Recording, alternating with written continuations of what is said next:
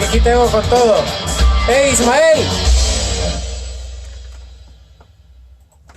Hoy sí. Bueno, quiero que tengamos en claro. Saludos, Yamilet. Que dice, bajarle la música y sí al... ok. Sí, ya estuvo. Vamos a ver, vamos a hablar sobre cómo se inicia una producción musical. Muchos tienen la curiosidad de que ¿cómo se hace un disco? Paco, ¿cómo se hace un disco? Y hay muchas personas que piensan que esto solo es de meterse, traer la pista y ya. Entonces, la cosa no es tan sencilla como parece. Lleva un cierto proceso de preproducción bastante interesante, que creo que tenemos que conocer. Ahí habemos músicos que no tenemos a veces ni idea de qué proceso es el que lleva. Por ejemplo, cuando alguien viene y me dice, Paco, yo quiero grabar un disco. Entonces a mí me interesa mucho conocer de primera mano a la persona que quiere grabar. Quiero charlar un rato con esa persona para conocer su visión de vida, su por qué quiere realizar un disco, conocer su enfoque, porque conversando con esa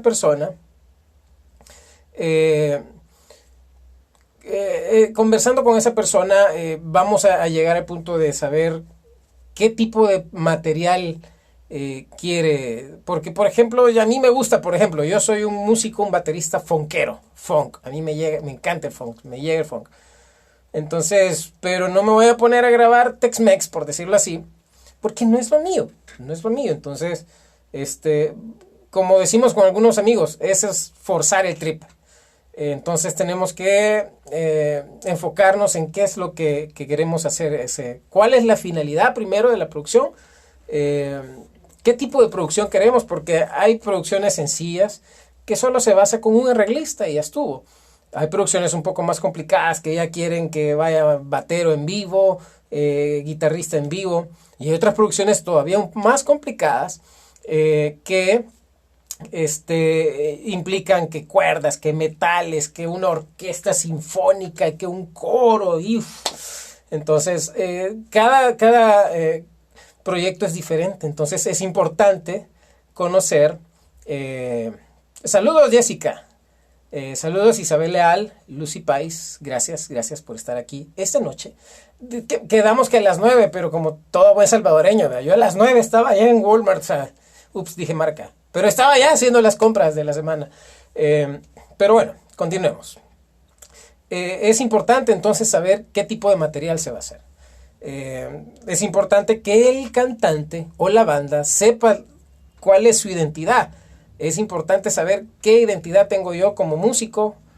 Porque si yo, como decía, soy funkero y me van a poner a grabar, por decirlo así, bachata, Dios mío, no voy a pegar, entonces, porque estoy forzándome.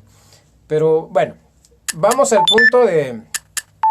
Me están cayendo mensajes. Saludos. Vamos al punto de cómo empezar la producción.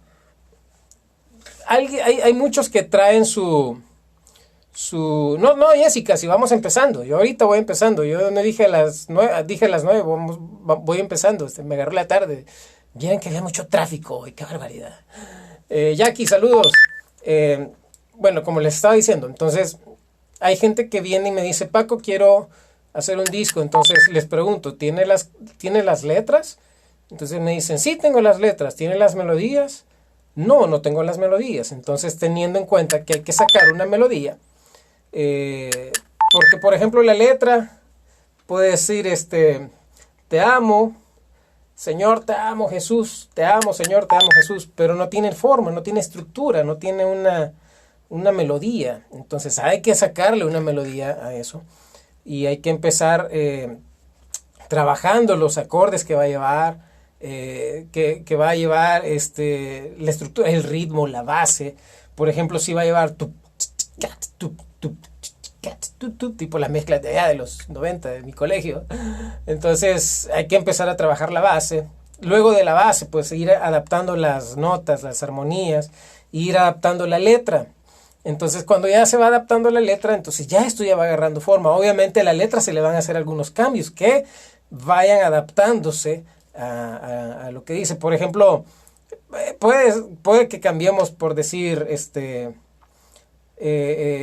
agradecido por favorecido. O sea, vamos a ir adaptando letras. No sé si me explico con eso. Por ahí preguntaba alguien que cómo se hace para aislar el sonido en un estudio. Ya vamos a llegar a eso. Ya vamos a explicar ese punto. Saludos, Erika Guzmán. Saludos hasta Costa Rica. Pura vida, pura vida. Bueno, entonces vamos a entrar al tema de cómo se va armando esto. Por ejemplo, ¿cuál es el paso que yo doy? Yo me reúno con la persona, escuchamos su letra.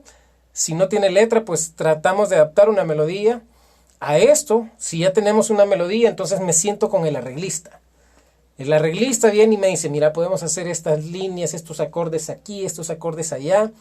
Entonces ahí vamos ya entendiéndonos. Le mostramos al cantante o a la banda cómo son las ideas que nosotros tenemos de ese tema. Si les gusta, excelente. Vamos a dar el siguiente paso. Si no, pues vamos buscándole hasta encontrar que al cliente, porque el cantante se vuelve un cliente para nosotros, vamos a tratar de encontrarle que él esté satisfecho. Entonces, teniendo satisfecho ya al cliente, procedemos a lo siguiente. Viene el arreglista y hace la maqueta. ¿Qué es la maqueta? Es como el esqueleto de la canción. La maqueta es el esqueleto que viene, por ejemplo, un esqueleto que hay. Está la columna vertebral, están las costillas, está, ¿cómo se llama? La clavícula, está los huesos del brazo y la cadera, el coxis, que no sé qué.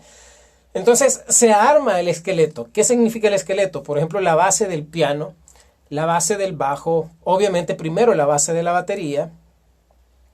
Luego de eso, la idea de cómo va a ir la línea de la guitarra, la idea de cómo va a ir el solo, a separar estrofa, estrofa, coro, o sería estrofa, estrofa, precoro, coro, estrofa, coro, coro, estrofa, coro, coro, coro, coro, final. Entonces, es la parte que se va definiendo en la estructura de un tema a producir. Entonces, ya teniendo eso, pues ya se empieza a trabajar. Viene el arreglista y me dice, vaya, tenemos ya esto. Entonces se lo enseñamos al cliente, el cliente lo escucha, el cantante o la banda, y dice, ah, sí, me gusta esto, y hacemos los cambios que hay que hacer. Esto, oigan bien, esto es cuando una banda quiere que uno como productor le haga todo. Hay bandas que ya traen todo. Hay bandas que ya vienen ensayaditos, que ya pasaron ensayando años sus canciones para venirlas a vaciar en el estudio. Eso es muy diferente porque ya viene la base, viene el pianista, viene el bajista, se graban las bases y ahí se va montando todo. Pero ya vamos a llegar a ese punto. Ahorita vamos con el tema del arreglista, o sea, de un arreglo musical, cómo se va trabajando en el estudio. Entonces, cuando ya estamos trabajando en el estudio eso, venimos y digamos que el cliente ya escuchó la canción, le gustó, y empezamos a buscar a los músicos adecuados para esa producción.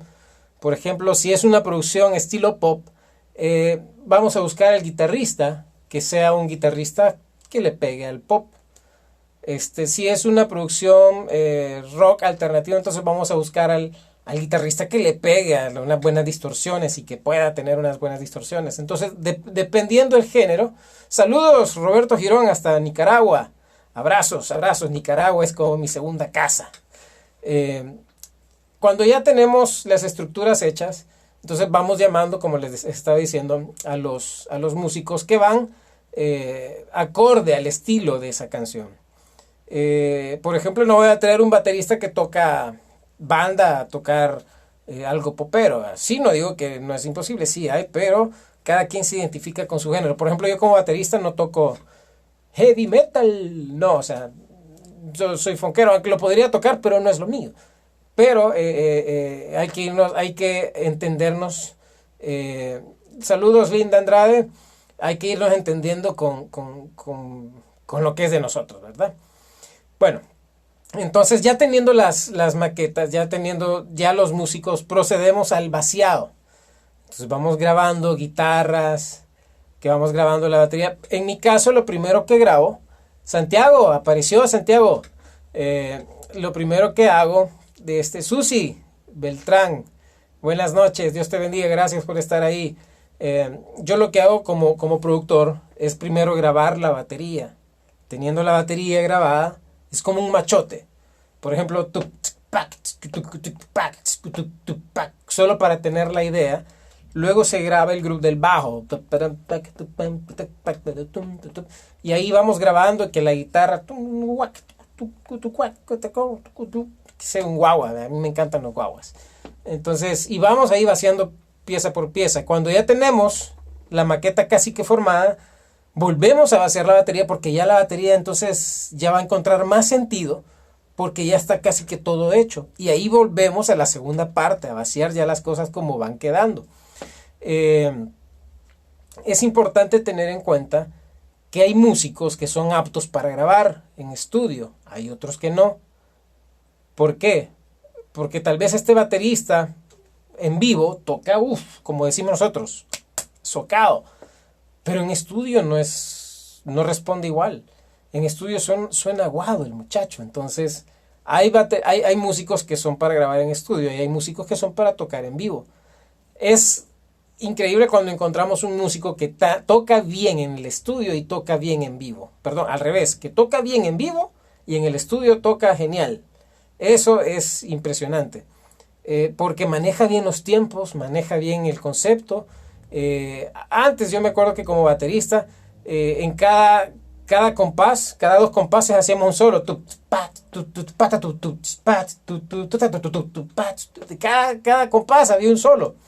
Entonces, el concepto se fue formando realmente, porque en aquellos años, tipo los 90, la onda era que el que más se luciera. Entonces uno escuchaba una banda y escuchaba que el batero hacía esto, que el guitarrista hacía esto, todos se descosían y no se disfrutaba en sí el contenido de la canción, la letra, la armonía, los acordes, cosas así. Entonces es importante, las cosas fueron cambiando. Yo fui entendiendo el concepto como baterista. Entre más base toques, más vas a demostrar que tocas genial. Porque entre más base toques, se disfruta las notas del piano, se disfruta las notas de la guitarra, se disfruta las notas del bajo, o sea, todo eso, las armonías de las voces, todo eso se disfruta, se pueden apreciar. Entonces es importante tener en cuenta que hay que saber apreciar la letra, porque si una canción es por una letra, por un contenido, algo, una historia, entonces es importante saber escuchar ese contenido, saber apreciar esa letra.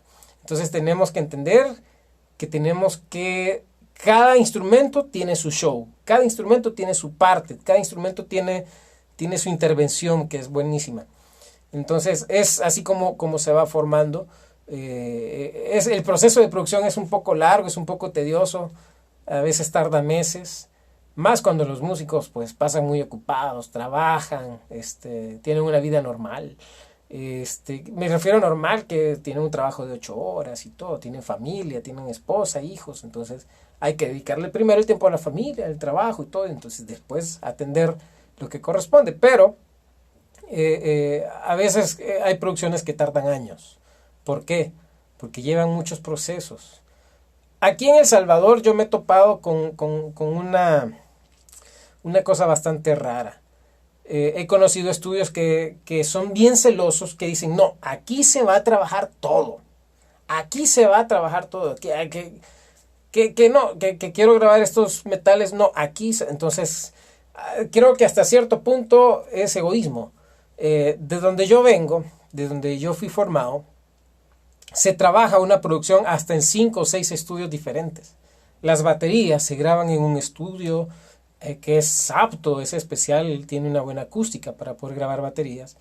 Las guitarras se graban en otro estudio, los metales se graban en otro estudio, las cuerdas en otro estudio. Entonces todo esto se va a centrar a un solo estudio. ¡Hey, Mauro Ferreira!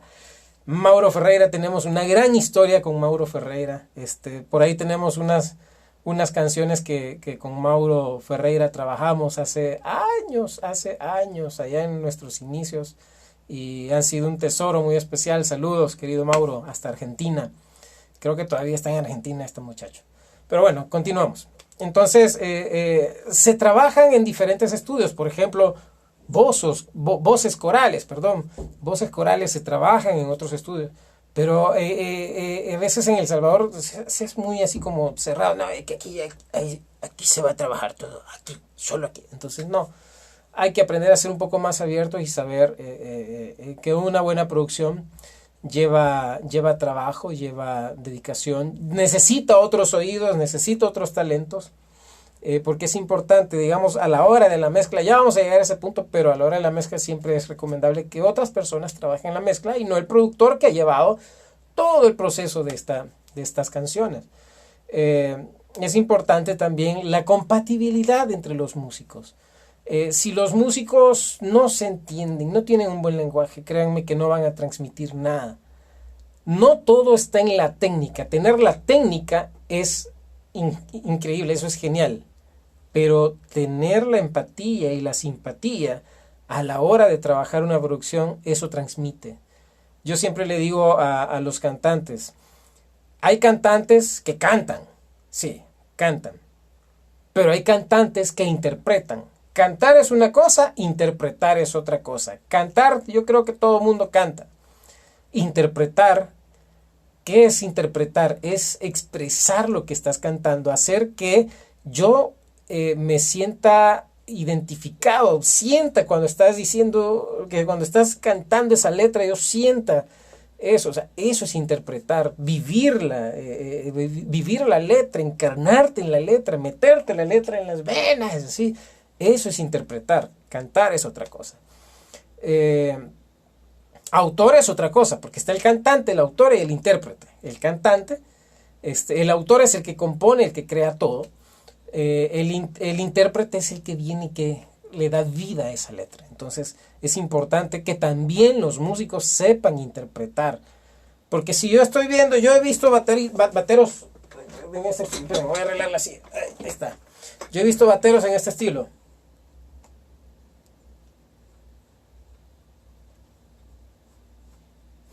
Entonces cuando yo veo un batero así, yo me preocupo, yo me angustio porque, no sé, me deprime.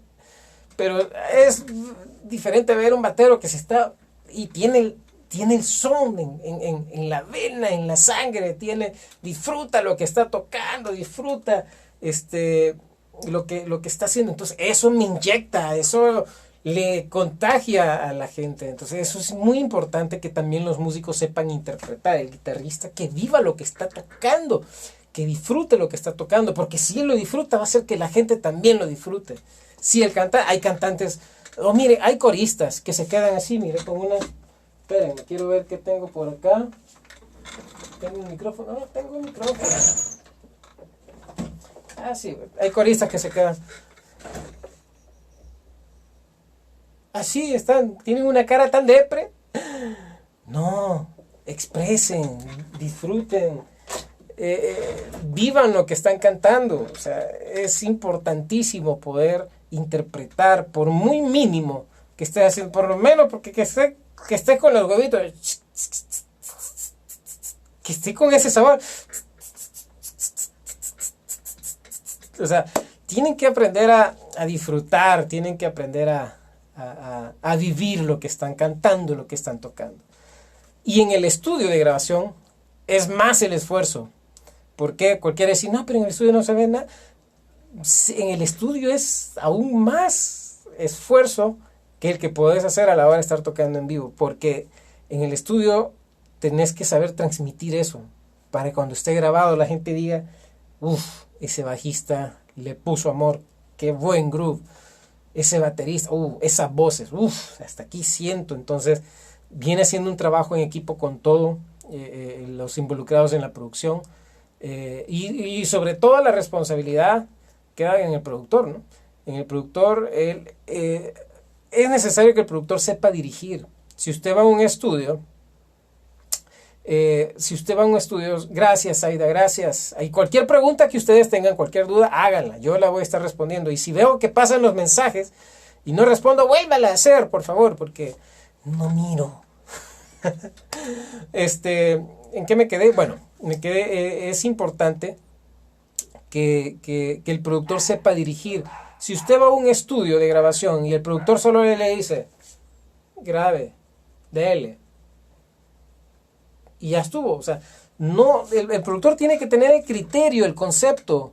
El productor es el que dirige, es el capitán del barco, el que va al timón. Entonces el productor es el que le va diciendo a usted cómo tiene que hacer. Usted puede ser la mejor cantante, el mejor cantante, pero si usted no tiene concepto o forma de interpretar y el productor no le sabe sacar esa parte, hacer que le salga eso, entonces déjenme decirle que su producción va a ser una más del montón. Es importante que el productor sepa dirigirlo, sepa dirigirles, sepa indicarles, aquí vas a hacer estas intenciones. O sea, los cantantes juegan con intenciones, increíblemente juegan con intenciones, intensidades en la voz. Entonces es importante que el productor sepa dirigir esa parte. Si el productor no le dirige, entonces aflíjase. Dígale, exíjale, dígame cómo le puedo hacer aquí, dígame, decime cómo lo podemos hacer aquí. Esa parte tenemos que ver. También es importante que el productor, así como va a dirigir a los cantantes, sepa dirigir a los músicos, sepa sacar lo mejor de los músicos. Es bien importante eso. Pasando a eso, ya cuando tenemos la base definida de la canción, cómo va a ser todo eso, entonces vamos dándole forma a un tema. Por ejemplo, yo tengo aquí atrás una sesión de una producción que hicimos para Variedades Génesis. Fue una campaña de una marca que me gustó mucho en lo particular. Fue un trabajo que se hizo con Edgar Sánchez, un gran arreglista, un gran tipo. Espero que si lo ven por ahí, díganle que le mando un enorme abrazo, se le extraña mucho. Pero trabajamos con Edgar Sánchez esa canción, uno de los mejores arreglistas que yo he conocido. Entonces, Edgar, parece que Edgar intentó darle un estilo bastante extranjero a esta canción, a este jingle, por decirlo así. Y lo vamos a escuchar. Vamos a ir viendo pieza por pieza, por ejemplo la batería, la introducción del bajo y la batería, luego la introducción del bajo, batería, guitarra, piano, cosas, y ahí vamos a ir escuchando cómo se va formando. Y si apreciamos la batería, es muy base, la batería es muy base, pero es lo que les decía al principio, es importante que entre más base sea el baterista, entre más base sea, más se aprecia. Por ejemplo, una cosa, ya no definí el punto por qué hay músicos de estudio y hay músicos para tocar en vivo. En vivo, cuando estás escuchando un músico, comete una regada, ni se percibió, no se notó y pasó. O sea, quedó en el olvido, o sea, nadie se dio cuenta. Pero en un estudio de grabación, un error queda marcado. O sea, en un estudio de grabación los errores no existen. Los dedazos en las cuerdas no existen. El baquetazo en los bateros no existe, no debe de existir. Pero por eso es un estudio de grabación. Tiene que por ejemplo, el bajista, un bajista que toca en vivo, ya tocando en estudio de grabación, a veces cuando aprieta las cuerdas en el mástil, y no es socado. Bueno, el concepto que tenemos mucho de decir socado, no es que le dé duro, no es que le dé de alma, ¿verdad? No es a reventar pergaminos, cuerdas, sino que tocar socado es tener identidad, que tener un acento definido. Por ejemplo, si el batero, cuando decimos, hey, ese batero es socado, es porque su acento es definido, no es así. O sea, es definido, o sea, es el mismo acento. Entonces es lo que hace que uno diga, ese batero es socado. A la hora que hace su fills, es seguro al hacer su fills. ¿Qué es el fills? Son los redobles que hace. Es seguro. Por ejemplo, el bajista, a la hora que está ejecutando, si suenan todo el traste, cuando aprieta la cuerda en el traste y suena todo, toda, que roza con los trastes, entonces déjeme decirle que ese bajista no está tocando socado, no está tocando definido, sino que tiene que marcar bien las notas y tener seguridad en lo que está tocando. Eso es bien importante. Igual el guitarrista, igual el pianista. Entonces tienen que tener una definición para ejecutar el instrumento a la hora de grabar. Y manejar sobre todo el metrónomo. Si usted nunca ha grabado en un estudio, tenga en cuenta que va a trabajar con metrónomo. ¿Qué es metrónomo? Es el clic. Entonces usted tiene que ir marcando las notas, los tiempos fuertes con ese clic. No se tiene que ir ni quedarse milésimas ni adelantarse milésimas. Tiene que estar exactamente en ese tiempo. Igual con los cantantes. Los cantantes tienen que tener esa seguridad. Aparte de interpretar, aparte de saber cantar, tienen que tener esa seguridad y transmitirla, que es lo más importante. Vamos a escuchar una fracción de esta sesión que les comento. Estaba indeciso porque tengo un montón de sesiones y dije yo, ¿cuál? Pero esta me encantó porque Edgar trabajó un arreglo, perdón. Estoy pensando en cosas que tengo pendientes de algunos anuncios. Bueno, vamos a apreciar un poquito esto. Si tienen alguna duda, por favor, este es el tiempo en el que usted puede hacer esas preguntas. Si ustedes también quieren que compartamos esto con algunos músicos en las iglesias, pues llámame. Es importante poder mostrarle, enseñarle a los músicos que hay que prepararse, es importante, si usted quiere tener un estudio de grabación, es importante que usted tenga el concepto o la idea de qué es lo que va a hacer en ese estudio. Ya vamos a hablar de cómo, alguien me decía de cómo formar un estudio. Hice un video hace poco, medio explicando ahí, medio tartamudo, entre cantinflado y todo eso. Pero creo que hacerlos en vivos, no sé si les gusta, ¿verdad? Ahí déjenme el comentario si les gusta. Las preguntas que quieran hacer, pueden hacerlas. Dice ahí, hermano Chamba, un buen consejo para un conguero. Buenísima pregunta. No soy conguero, pero he trabajado con muchos congueros. Una idea de un buen conguero es que primero tenga la independencia bien definida en sus manos. Algo que yo admiro de los percusionistas es el golpe. Tienen ya así como la mano como dicen, como almágana, ya así, ya tienen unas ampollas como, ya son piedras, ¿ve? Entonces tienen que desarrollar esa dureza en sus manos para tener un buen acento a la hora de ejecutar las congas, los bongoes, que es algo que le da el sabor. Por ejemplo, es de tener independencia, porque el percusionista, digámoslo así, porque el conguero no solo es conguero, o sea, debe de conocer toda la parte de percusiones. El percusionista debe de manejar los tiempos y los conceptos de las intervenciones. Hay pedazos en canciones que ameritan una pandereta en una caja así, o sea, una tarola, caja, el redoblante, en un redo sí y en un redo no. Y cuando viene la parte del coro, vuelve a la parte de la estrofa y el acento, o sea, marcando, definiendo, y tiene que saber dónde llenar esos vacíos, tiene que saber dónde intervenir y con qué implementos intervenir. O sea, el mundo de las percusiones es increíble, es hermoso, claves que aquí, que hay.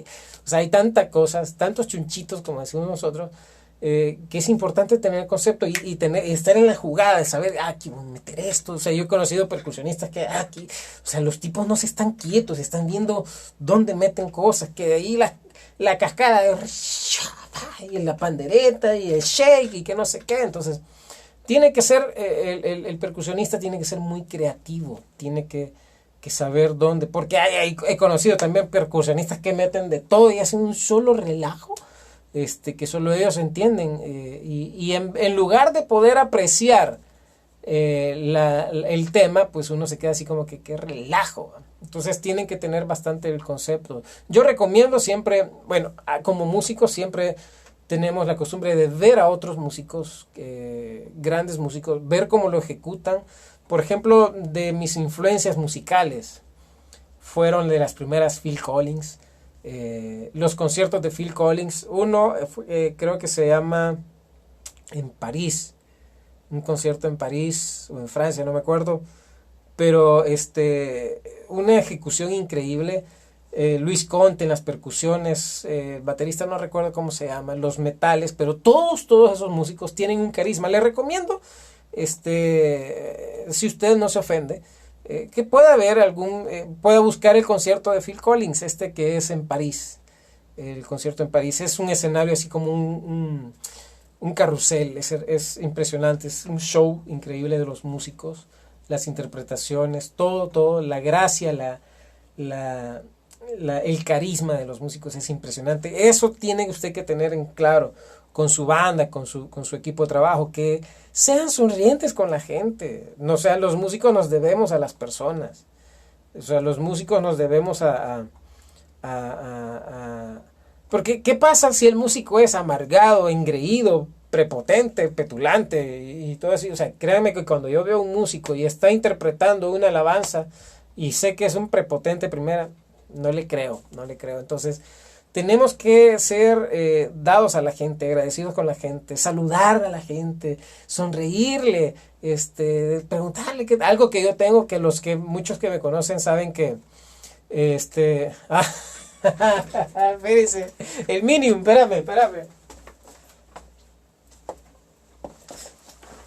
Dice.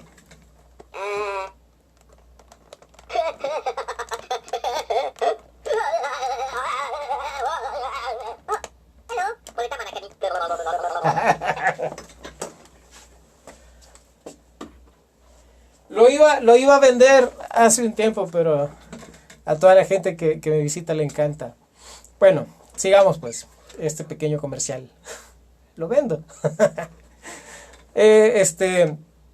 Siguiendo, les recomiendo apreciar algunos conciertos en vivo. Otro de mis influencias y gustos ha sido Luis Miguel, los músicos de Luis Miguel, las interpretaciones de los músicos, el carisma de los músicos es increíble. Usted ve a esos tipos tocar, los tipos están con el feeling todo el tiempo, están viviendo lo que están tocando. Y así hay diferentes, por ejemplo, veamos que déjenme acordarme de otros que La Quinta Estación, buenos músicos, socados para tocar, el baterista, una caja definida, el bajo, o sea, una presencia, la voz de la tipa cuando uno está escuchando, o sea, tiene mucho que ver el trabajo del estudio de grabación, porque uno escucha esas canciones y siente que la voz se sale de las bocinas, pero no ofende. Entonces tenemos que abrir un poquito más el oído, la mente, para poder estudiar. O sea, como dice la Biblia, o sea, retener lo bueno y desechar lo malo. O sea, ustedes vean, analicen, estudien, capten lo bueno, obviamente no se queden con lo malo. Vamos a ir a la sesión. Voy a hacer un poquito más para acá la cámara. Vámonos. ¡Hey, saludos! Isaac Barrios. Me llega que estén ahí pendientes. Vaya. Vamos a ver si no se me apagó esto, si no se desconfiguró. No sé si se escucha bien el audio.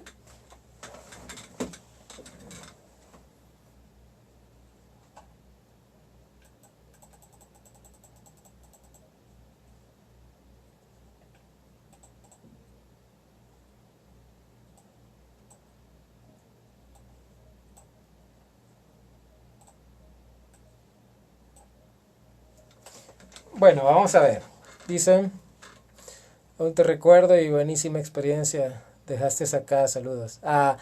Créame, Nicaragua para mí quedó en mi corazón. Yo siempre pensé que iba a terminar viviendo en Nicaragua. Me encanta Nicaragua. La gente me trató como que yo fuera, no sé, alguna celebridad, así me hacían sentir Muy especial. Gracias, Nicaragua, por ese amor, por ese cariño. Fue la última vez que llegamos, 2013, 2012, cuando presentamos el disco de No Te Rindas. Me acuerdo que el disco Paso a Paso y No Te Rindas, Nicaragua fue la sede donde lo lanzamos, donde lo presentamos. Aquí en El Salvador realmente nunca me preocupé por presentarlos, por lanzarlos, pero sí tuvieron su pega afuera. Nicaragua, Costa Rica, impresionante todo el tiempo que pasamos allá, disfrutando. El pastor Rigoberto Salazar, con Kenneth Umaña, toda la familia, el pastor, toda la congregación, fue increíble. También recuerdo Panamá, grandes experiencias que vivimos en Panamá. Algunos que nos conocen saben las experiencias a las que me refiero. Y así hay tantas experiencias. Bueno, nos vamos a ir a la sesión esta. Quiero ver si dejamos la batería.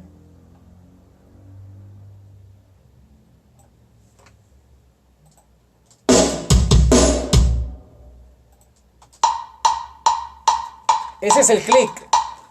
Si no hay clic, no hay batería.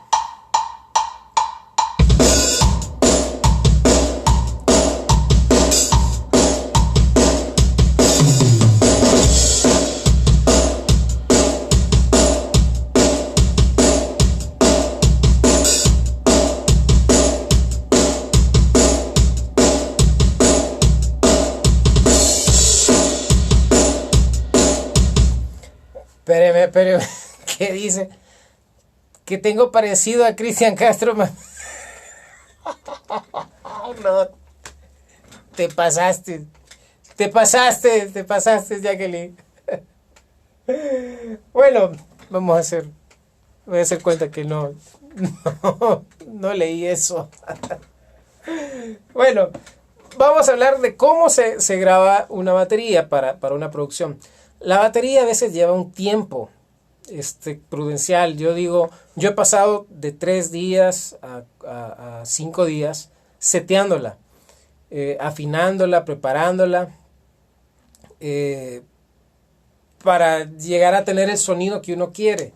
Por ejemplo, yo puedo tener un tipo de caja, un tipo de batería, pero quiero que me suene, depende. Pues, yo tengo un amigo, Henry, es baterista, y él le llega a Miel San Marcos. Él afina las baterías donde él va a tocar, las afina bien Miel San Marcos, la caja que suene gorda, pa, pa, y así. Entonces yo lo molesto.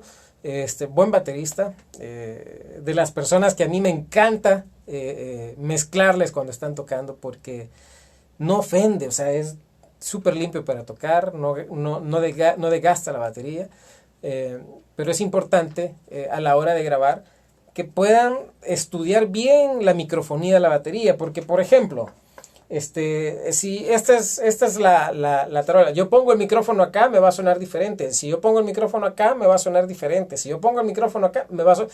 O sea, la posición del micrófono juega mucho en la captura de los instrumentos. La captura de los instrumentos es muy importante.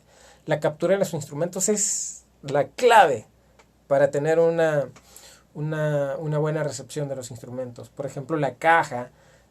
A veces yo ocupo 2 micrófonos para la caja, uno arriba y uno abajo, y son 2 canales que voy haciendo la mezcla, el equilibrio, para todo eso.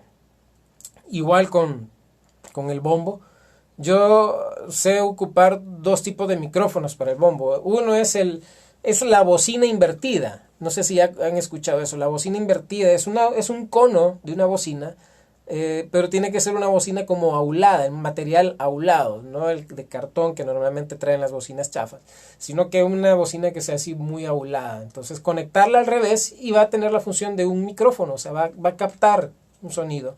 Entonces ocupo eso siempre frente al bombo pegado, para que capte los graves del bombo, y el micrófono, el beta, el normal, que captura ya en sí la esencia del sonido, pero combinándolas con este cono que capta los graves del mismo bombo.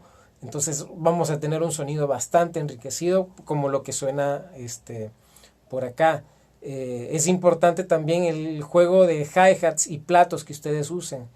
Por ejemplo, hay unos platos que son bastante económicos. Los platos económicos, sinceramente, no les van a dar un buen resultado a los bateros. Tienen que hacer el esfuerzo por conseguir que sean unos hi-hats que sean de buen nivel, unos platos que no suenen como metal, sino que sea un sonido que al pegar al plato se expanda. Entonces es muy importante eso. Igual con el ride, si usted le va a pegar a la campanita, que no suene en todo el plato, sino que cuando usted le pegue a la campana del ride, suene la campana del ride, no todo el ride en sí. Y así es muy importante ver también el instrumento que van a ocupar, la calidad del instrumento. La microfonía es vital en esto. Por ejemplo, yo antes tenía la idea de que cuando grababa las baterías yo sacaba el sonido real que obtenía de la tarola, de los toms y del bombo y los platos. Con el tiempo fui descubriendo que la clave está en el room, está en el cuarto, está en el ambiente. La clave está en saber microfonear el ambiente de la habitación y en segundo plano la microfonía directa del instrumento. Es como grabar unas guitarras acústicas. A veces hay amigos que les da risa cuando yo grabo guitarras acústicas porque ocupo 4 canales. Un micrófono a la boca de la guitarra, otro micrófono por los trastos, por el mástil, y 2 micrófonos ambientales cerca. Entonces así obtengo el sonido ambiente de la guitarra, combinado con el sonido del cajón y el deslizón de las cuerdas. Igual las guitarras eléctricas. Ocupo 4 canales. El micrófono que va en el cono del ampli, la línea del ampli y 2 micrófonos ambientales. Entonces eso ya uno, también depende qué tipo de distorsiones o efectos van a ocupar en las guitarras. Ve, ya apareció Kenneth, no se va a morir rápido. Hablando de Kenneth estábamos. Saludos hasta Costa Rica, mi tercera casa.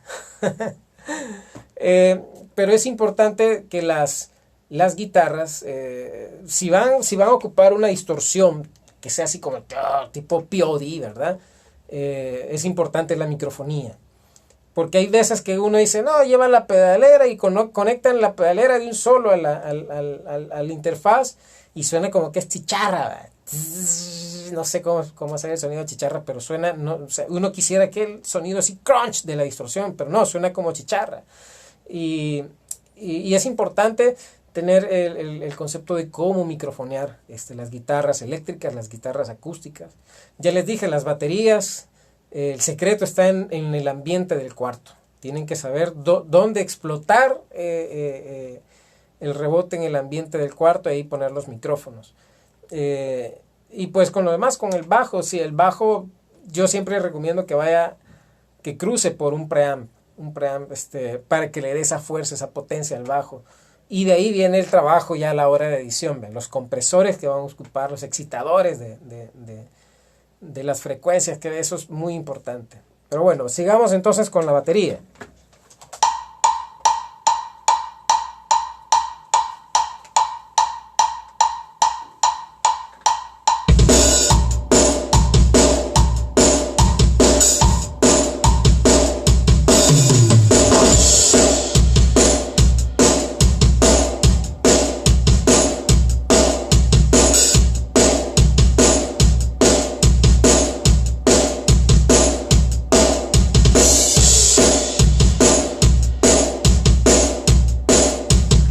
Hay un pandero.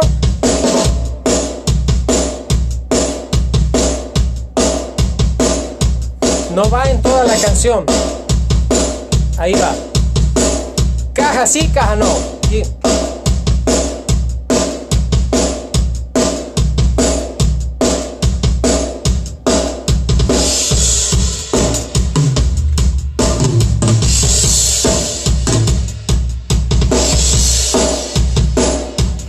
Y ahí el pandero en toda la caja.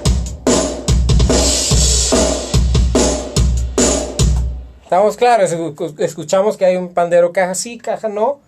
Y en partes, cuando ya vayamos escuchando toda la estructura de la canción, vamos a ir, por eso va un pandero en caja sí, un pandero en caja no. y de ahí en todas las cajas. Pero vamos a escuchar la parte del bajo. Es muy importante que el groove del bajo vaya bien apegado con la base de la batería. Bajo y batería, esos están casados.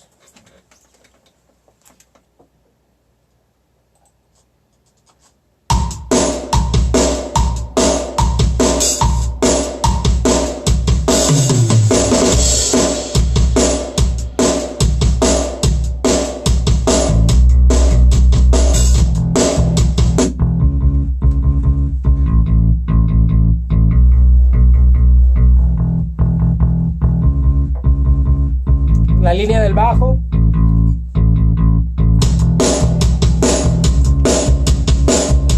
Ta, ta, ta, ta, ta, ta, el bajo, el bombo.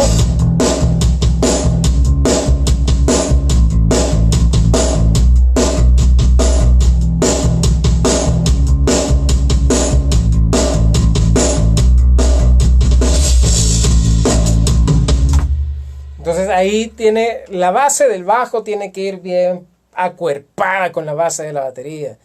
Para mí que en la estructura de una canción, ¿qué dice Zaida? Consejitos para vocalistas para cuando se grabe en estudio. Perfecto, ya vamos a hablar de eso. Yo no sé cuánto tiempo llevamos ya. Aquí, si tienes sueño me avisa, oye. Y así sigo otro día. Es importante que siempre he dicho, de la banda, la columna vertebral de una banda es el batero y el bajista. Si el batero es aguado, podés tener a un Abraham Laboriel en el bajo. Pero si el batero es aguado, el bajista, el mejor bajista, va a sonar aguado. Pero si el bajista es apretado y el batero es aguado, todos van a sonar aguados. Pero es importante que tanto el batero como el bajista sean hermanos, sean muy unidos, tengan una buena comunicación, compartan tiempo como músicos, como amigos, compartan tiempo, conózcanse las penas, las debilidades, las desgracias, las alegrías, todo. Es importante para que tengan una buena comunicación en el escenario. Eso a mí me encanta de los músicos de Luis Miguel, esos tipos son hermanazos. Eso se miran y ya entendieron qué van a hacer. O sea, esos una miradita se echan y ya saben cómo van, a qué van a entrar o en qué van a improvisar. O sea, es bien importante ser los mejores amigos. Así que, bueno, ya escuchamos la línea. ¡Hey! Saludos, Odín Lagos, hasta Honduras. Compartimos un buen tiempo. Gracias, Odín, porque me demostraste tu amistad a pesar de todo. Ahí estás. Gracias, gracias. Saludos a todos por allá en tu iglesia. Les decía, entonces vamos a apreciar ahorita la introducción, la parte cómo entran las guitarras. Las guitarras es lo que yo siempre he dicho, que el batero y el bajista se casan. El guitarrista o los guitarristas y los pianistas, los tecladistas también se casan, porque eso juegan mucho con armonías, con acordes y que no sé qué y que no sé cuánto. Entonces de ahí viene todo el menjurje, como decimos. Vamos a escuchar la línea de la guitarra.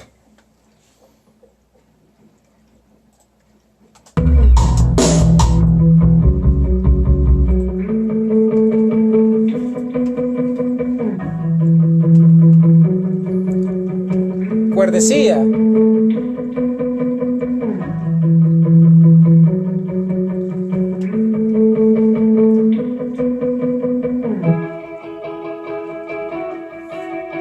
Trabado, ¿eh?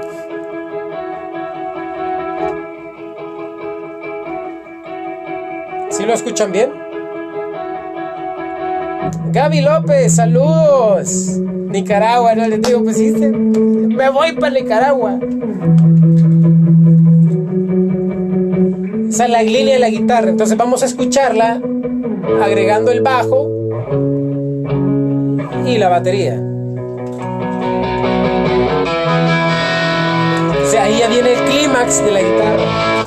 Si escucharon la cuerdecilla, ta, ta, ta, ta, ta, ta, ta, ta, y ahí viene ya donde ya entra el cuerpo de la guitarra. Entonces es bien importante conocer las intenciones. Que he conocido guitarristas que están en toda la rola, traca, traca, traca, traca, traca, traca, y no hay ningún momento de intenciones, de intensidades suaves, intensidades fuertes, donde uno, por ejemplo, hay canciones que usted le esté tranquilo y de repente la canción se entra en su momento, que a usted se le para el pelo y le da ganas de chillar o se siente alegre. Entonces, es importante que tengan concepto a la hora de estar tocando. A la hora de componer una canción, tengan el concepto de saber dónde está lo suave, dónde está lo fuerte, dónde está el clímax de la rola. Siempre he dicho eso, algunos se ofenden, pero cada canción tiene que tener un clímax musical, muy importante. ¿Qué es el clímax musical? Es donde revienta la canción y te eriza la piel, te engrifa el pelo, te toca el corazón, porque la música tiene el poder de tocar sentimientos. Es bien importante. Entonces, tener la idea de las intenciones, los conceptos musicales. Vamos a escuchamos la línea de la guitarra y donde entra fuerte. Entonces vamos a escucharlo con el bajo, con la batería y cómo suena.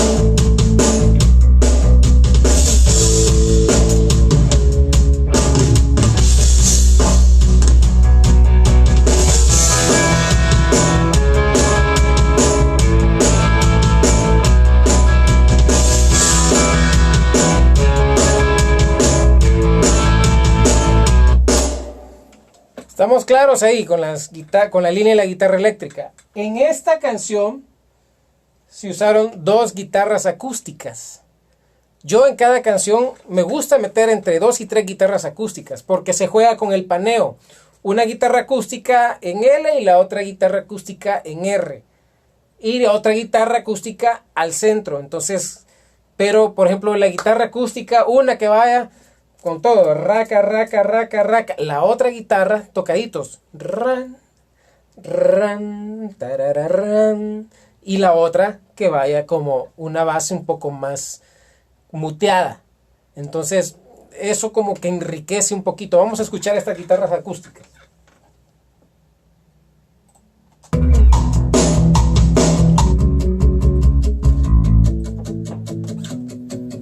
Esa es una línea, no sé si la escuchan bien.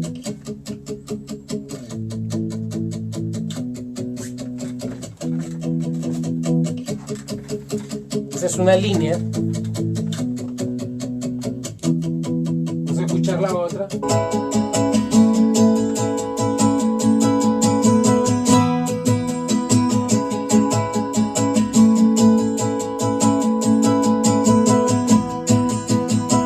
Combinamos las dos.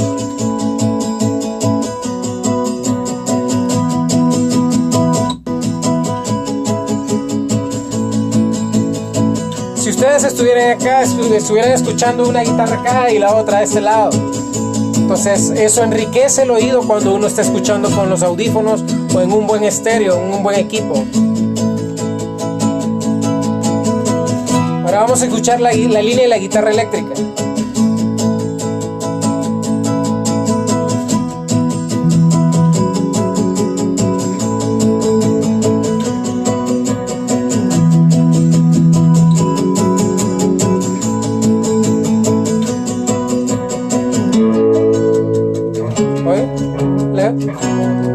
Los punteados de la acústica. Pero hay otra guitarra.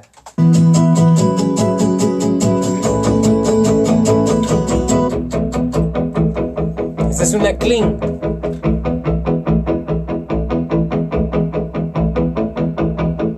Le pagamos al guitarrista porque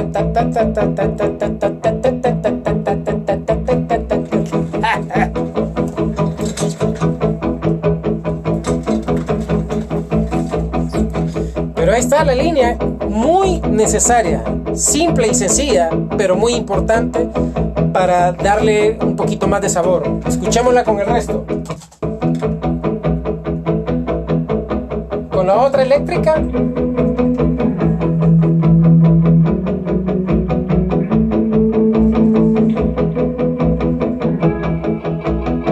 Ahora combinamos una acústica.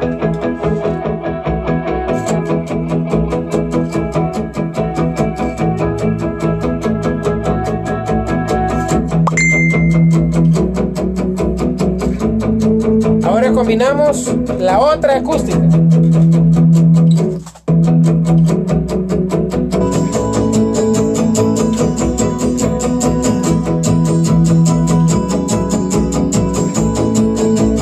Acá estuvieran escuchando enriquecido, puras guitarras, acústica y eléctrica, sin necesidad de hacer el desmadre que no.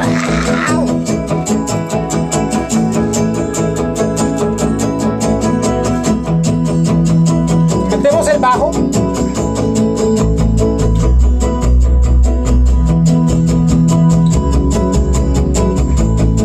Y la bataca.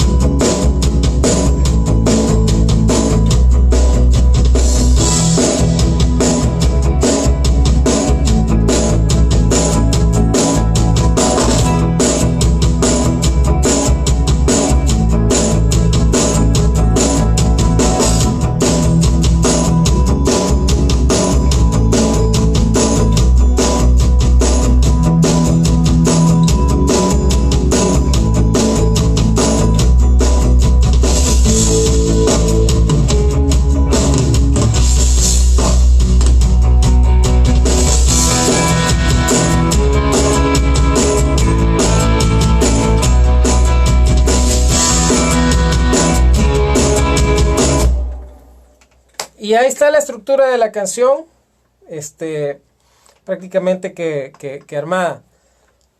Bueno, creo que por aquí lo vamos a dejar hasta acá el video, porque es que si yo me pongo, no termino. Hacemos vigilia, señores, hacemos vigilia. Y no vamos a hacer vigilia. Pero podemos seguir mañana si ustedes quieren. Así que déjenme su comentario. Ahí, gracias a cada uno de ustedes que ha estado pendiente ahí, ha estado escribiéndome, saludándome. Gracias, de verdad, mucho, con todo mi corazón. Estoy con un corazón muy agradecido con ustedes por el aprecio, por el cariño. Así que vamos a continuar con este video, con la misma canción, porque no hemos llegado a las voces. Oiga bien, no hemos llegado a la captura de los coros. La captura de los coros es otro rollo. La captura de la voz es otro rollo. La mezcla, la edición de esto de las voces es otro rollo, porque captura es una cosa y a mezclarla es otra cosa. Y mezclar ya todo el rollo es otra cosa. Hey, saludos desde Nueva York. Hey, explicás algo del mastering. A eso voy. La mezcla es otro pisto, señores. La mezcla es otro rollo. Uno tiene que, después de descontaminarse el oído, porque uno pasa en esta sesión, en una canción pasa hasta 4 días, 5 días o 2 semanas. Entonces como que uno queda así como, o sea, yo ya escucho la canción, le puedo hacer cambio y yo la voy a escuchar igual. Entonces tengo que desintoxicar el oído muchas veces. Cuando yo trabajo un proyecto y terminamos ya de capturar todo, yo siempre me olvido una semana de ese proyecto y empiezo a escuchar otras canciones, escuchar otra música, porque me interesa desintoxicar mi oído para venir a agarrar ya a la hora de sentarme y decir, ahorita vamos a editar y mezclar. Entonces estoy periódicamente así como me ausento de la sesión para descansar el oído. Es muy importante eso. Así que vamos a hacer otro video. Me dicen ustedes si lo hacemos mañana, si ustedes tienen tiempo para estar presentes, y con gusto pues hablamos de lo que resta. Acuérdense, voces, coros, la edición de cada cosa, porque no crean, no es solo de darle grabar a la batería y ya estuvo, no. Hay un montón de procesos de limpieza, porque en el micrófono de la caja se mete el hi-hat, en el micrófono del hi-hat se mete la caja, y así, entonces uno tiene que ir haciendo un proceso de limpieza y dejar exactamente los acentos, los golpes. Es un rollo, es un proceso, entonces, pero vamos a hacer otro video. Gracias por haber estado pendientes, por compartir, por dejar su mensaje. Y vamos a seguir mañana. Muchas gracias, de verdad, muy agradecidos. Y dejen su comentario ahí, cualquier duda, pregunta, todo ahí, pónganlo. O me escriben al WhatsApp o por Messenger, como ustedes estén más a gustos. Por ahí voy a dejar bueno, ahí en mi perfil está mi número de WhatsApp, en todo está mi número de teléfono de WhatsApp. Así que ahí vamos a estar en contacto, muchachos, chicas, chicos, gracias de verdad. Y bueno, nos estamos viendo. Si nos vemos por la calle, saluden. Uno ahí anda. Yo a veces ando medio perdido. Hoy me encontré un gran amigo haciendo las compras en el súper. Muy querido. Lo conozco desde que era flaco. Hoy está cachetón. Y hasta barba le salió ya. Pero es José Drummers. Un gran amigo, junto con César Nolasco, los conozco desde bichitos, bueno, para los que no escuchan esa palabra, desde niños, desde adolescentes, menos de adolescentes. Y qué bueno encontrarlos, si nos encontramos en la calle, pues hablamos. Si tenemos tiempo, pues nos echamos un café. Y si no, pues nos ponemos de acuerdo. Y si no, pues ahí nos hablamos por Messenger o por WhatsApp, pues. Señores, un abrazo y esperamos seguir en contacto con esto. Dejen sus comentarios. Me dicen ustedes si quieren que hagamos el video mañana o mañana, ¿qué día es? O lo hacemos el viernes para que nos desvelemos juntos. ¿Sale? Entonces, adiós. Gracias por todo.